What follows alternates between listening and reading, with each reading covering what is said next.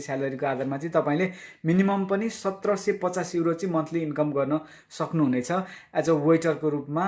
1750 euro भनेको चाहिँ नेपालीमा कन्भर्ट गर्नु होला, it will be gonna be more than 2 lakh, 2 lakh भन्दा नि बढी हुन्छ होइन। म administrative what administrative no I'm still making the mistake होइन। नेपाल टु फ्रान्स, नेपालबाट फ्रान्स आएर पढ्न मन छ, काम गर्न मन छ, तर थाहा छैन कुन पोजिसनको मान्छेले, कुन कामको मान्छेले चाहिँ धेरै पैसा कमाउन सकिन्छ थाहा छैन भने चाहिँ आजको भिडियोमा गाइज म डिटेलमा एक्सप्लेन गर्नेछु। म धेरै प्रोफेसनको इक्जाम्पल लिनेछु र त्यो प्रोफेसनको आधारमा चाहिँ तपाईँले मन्थली चाहिँ कति स्यालेरी इन्कम गर्न सक्नुहुनेछ, बेसिक स्यालेरी चाहिँ आजको भिडियोमा एक्सप्लेन गर्नेछु। So stay tune. नम्बर 1 मा चाहिँ म लिनेछु धेरै नेपाली स्टुडेन्ट या इन्टरनेसनल मान्छेहरू आएर काम गर्ने भनेको चाहिँ food service related, hotel management र हस्पिटालिटी रिलेटेड फिल्डमा हो। त्यही भएर चाहिँ मैले फर्स्टमा चाहिँ सर्भरको बेसिक वेटरले चाहिँ कति कमाउन सक्नुहुनेछ मन्थली फ्रान्समा इक्जाम्पल दिनेछु। यो चाहिँ गभर्मेन्टले निकालेको रुल्स अनुसार हो होइन। गभर्मेन्टको आधारमा चाहिँ तपाईँले मन्थली स्यालेरीको आधारमा चाहिँ तपाईँले मिनिमम पनि 1750 युरो चाहिँ मन्थली इन्कम गर्न सक्नुहुनेछ एज अ वेटरको रूपमा। 1750 युरो भनेको चाहिँ नेपालीमा कन्भर्ट गर्नु होला, it will be gonna be more than 2 lakh, 2 lakh भन्दा नि बढी हुन्छ होइन।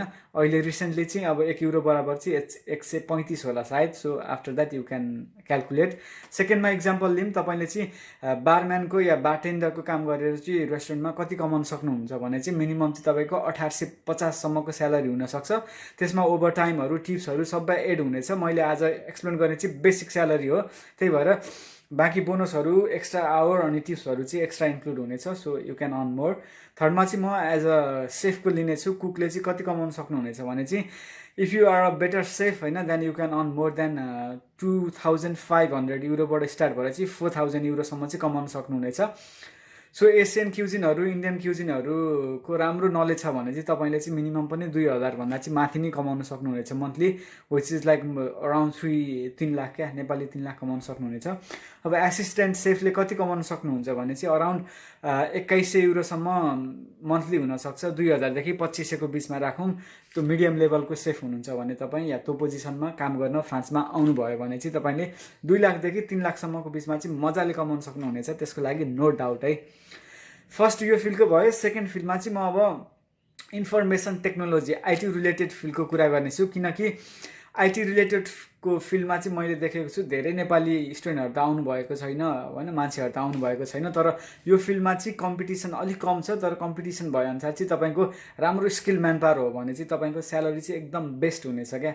वान अफ द बेस्टै भन्छु म यसको, जब पनि स्यालेरी पनि। अनि you can work from the home, you know, like it's this field is really something else, like something different than the hotel management related. So basically चाहिँ तपाईँ इन्ट्री लेभलको हुनुहुन्छ, आइटी पर्सन हुनुहुन्छ भने चाहिँ तपाईँको इन्ट्री लेभलमा चाहिँ कम्तीमा पनि 2100 देखि चाहिँ 3200 युरोसम्मको चाहिँ मन्थली इन्कम हुनसक्छ, स्यालेरी हुनसक्छ तपाईँको। 3200 भनेको चाहिँ अराउन्ड 4 लाख क्या। 2100 भनेको त्यस्तो 3 लाखदेखि 4 लाखसम्मको चाहिँ तपाईँको हुनसक्छ नेपाली। त्यसमा थोरै थोरै ट्याक्स काटेर आउन सक्छ होला, द्याट्स एनदर पार्ट होइन। अब नर्मल स्यालेरी चाहिँ त्यही हुनेछ। अब नेक्स्ट भनेको तपाईँको डेभलपर या प्रोग्रामरको चाहिँ कति स्यालेरी हुनसक्छ भन्नु होला। यसको चाहिँ अलि राम्रै छ स्यालेरी, 3500, 3500 युरोदेखि चाहिँ 6500 युरोसम्मको चाहिँ यो रेन्जमा चाहिँ तपाईँहरूले इन्कम गर्न सक्नुहुनेछ। अब स्यालेरीको रेन्ज चाहिँ बेस्ड अन तपाईँको एक्सपिरियन्स होइन, तपाईँको पर्सनल एक्सपिरियन्स, फिल्डको एक्सपिरियन्स कति छ, नलेज कति छ र स्टडी कति छ, त्यसको आधारमा नै डिपेन्ड हुन्छ। So exactly everyone will gonna on the same भन्ने चाहिँ हुँदैन होइन। त्यही डिफ्रेन्ट पिपुल प्रोफेसनको आधारमा, एक्सपिरियन्सको आधारमा डिपेन्ड हुनेछ।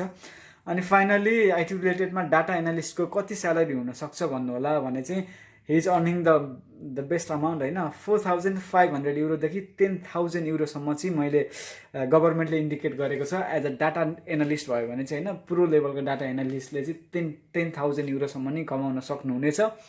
सो तपाईँहरूलाई चाहिँ यो फिल्डको पढ्न मन छ भने चाहिँ म हाइली रिकमेन्डेड गर्छु गाइज। आइटी रिलेटेड फिल्डको, कम्प्युटर साइन्स रिलेटेड फिल्डको लागि चाहिँ मास्टरको लागि आउनु होला। After master, after PhD you will gonna have a best life ever के। You have the lots of opportunities within the Europe and for sure in France. And the third field चाहिँ म administrative no I'm still making the mistake होइन।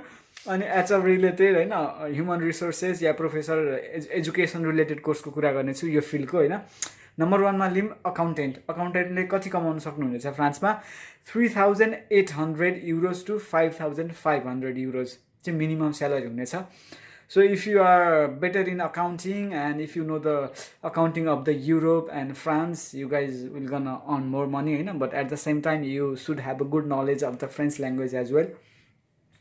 So सेकेन्डमा जब receptionist हुनुभयो भने कति कमाउन सक्नुहुनेछ तपाईँले चाहिँ मिनिमम पनि 2,000 देखि चाहिँ 3,000 को बिचमा चाहिँ तपाईँको बेसिक स्यालेरी पर मन्थमा हुनेछ एज अ रिसेप्सनिस्टको जबमा यो चाहिँ अब डिफ्रेन्ट होटलमा हुनसक्छ डिफ्रेन्ट कम्पनीमा हुनसक्छ होइन बेस्ड अन द कम्पनी होइन डिपेन्ड हुनसक्छ अनि ह्युमन रिसोर्सेस होइन जो चाहिँ रिक्रुट गर्नुहुनेछ होइन कम्पनीको ह्युमन रिसोर्स म्यानेजमेन्ट हेरिरहनु भएको छ भने चाहिँ उहाँले चाहिँ कति कमाउन सक्नुहुनेछ 3,000 देखि 4,000 सम्मको चाहिँ मन्थली स्यालेरी हुनसक्छ एज अ ह्युमन रिसोर्सेस पर्सनलको होइन अनि अडिटरको कुरा गरौँ एज अ अडिटर होइन अब राम्रो नलेज चाहिँ हुनुपर्छ अकाउन्टिङ रिलेटेड त्यो नलेज भयो भने चाहिँ तपाईँले चाहिँ 2,500 देखि 6,000 युरोसम्म कमाउन सक्नुहुनेछ monthly guys this number are really good number है मैले देखेको चाहिँ हस्पिटालिटी रिलेटेड फिल्डको भन्दा चाहिँ बाँकी 3टा मैले एक्सप्लेन गर्ने फिल्डको चाहिँ स्यालेरी रेन्ज चाहिँ एकदम राम्रो देखिरहेको छु क्या I was like oh no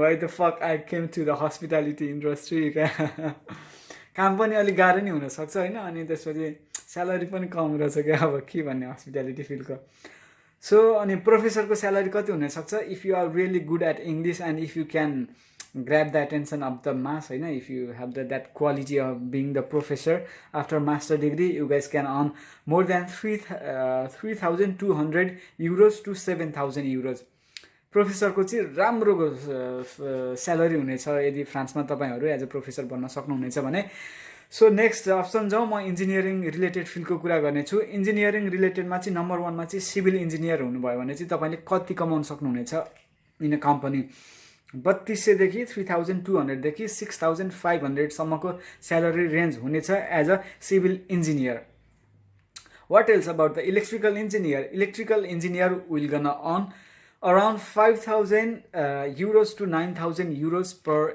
month. It's a good amount, guys. If you convert it in Nepali, then oh no, it's more than 5 lakh, you know. Mechanical engineer, it has the salary range of 4,000 to 9,000 euros, and software engineer also earning the good amount of money from the 4,000 euros to 7,000 euros per month. So guys, आजको भिडियोमा मैले explain गरेछु होइन मेरो चाहिँ personal रिकमेन्डेसनको आधारमा चाहिँ तपाईँहरू चाहिँ इन्जिनियरिङ रिलेटेड या आइटी रिलेटेड फिल्डको लागि कोर्सको लागि आउनु होला फ्रान्समा या विदिन द युरोप या क्यानाडामा होइन किनकि you will guys earn a more money and you guys will gonna have a better life in future and the good opportunity as well thank you so much see you soon in next video ciao don't forget to